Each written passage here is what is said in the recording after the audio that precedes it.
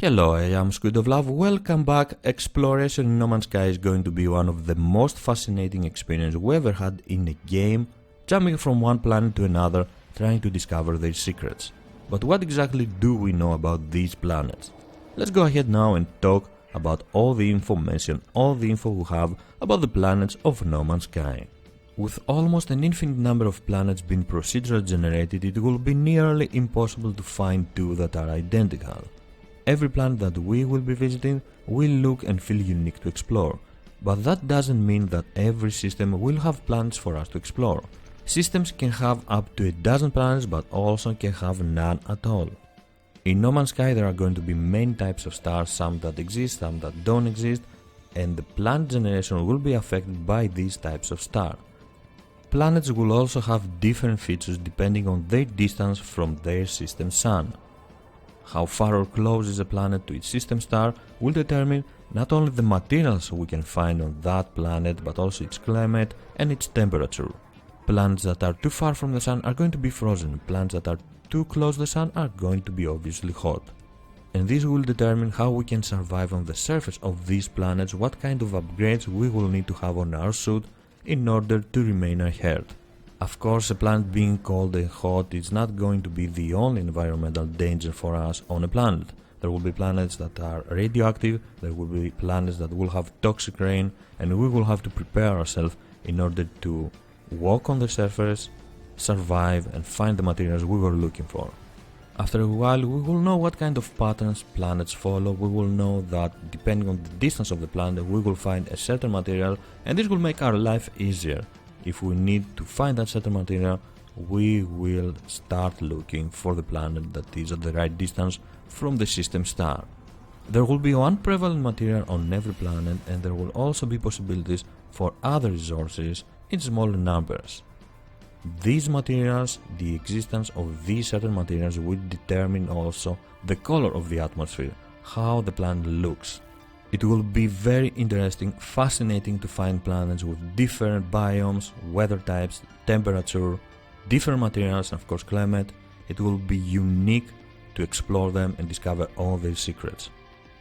The day and night cycle of every planet also depends on the position of the planet to the star. And of course these planets are going to be huge, are going to be planet-sized. That means that we can spend days on them exploring, trying to discover these secrets.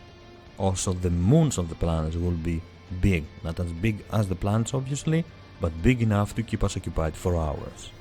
The majority of the planets are going to be barren, but that's not a real problem, because barren planets will have more resources than other types of planets.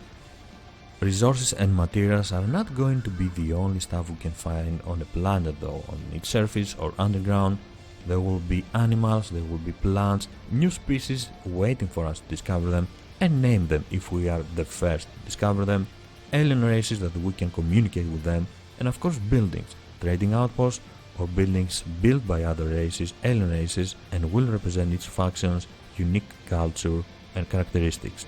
Not every planet will have life for us to discover. Actually, only 10% of the planets in the No Man's Sky universe will have actually life, and out of this 10%, the 90% of this life will be primitive and boring. That means that beautiful last worlds with evolved life are going to be a very rare discovery. And when you discover such a planet, it will be a unique achievement. The animals and the plants that we can find on a planet will also be affected by its unique environment, by its unique conditions. So if a planet has toxic rain, then the animals will have evolved in order to survive in this toxic rain. It will be very interesting to see how these creatures will look like. And like we have mentioned in other videos before, animals and plants can be peaceful, can be carnivorous. There will be predators that will come out after night, after dawn, or during the whole day and night. It will be up to us to discover what kind of animals and dangers every planet hides. In the surface of some planets we will also be able to discover portals that will allow us to pass through them and go to planets that are closer to the center. But we will not be able to bring our ship with us, only by foot. That means that we will have to pass through these portals, scavenge around the area, explore as much as we can, gather all the resources and all the materials we can carry, and then go back to our ship and continue our journey. This is going to be a very nice way to discover other planets, other species and other environments.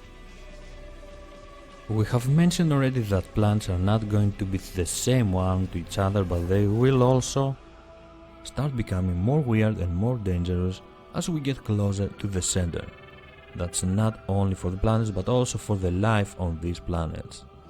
Animals and plants will also become more weird and more dangerous, more predators maybe, as we get closer to the center. And maybe this hints something on the lore of the game, maybe this hints why we are getting closer to the center and why we should get closer to the center. No matter what dangers and what treasures every planet is hiding, we are going to discover them here together after the release of the game.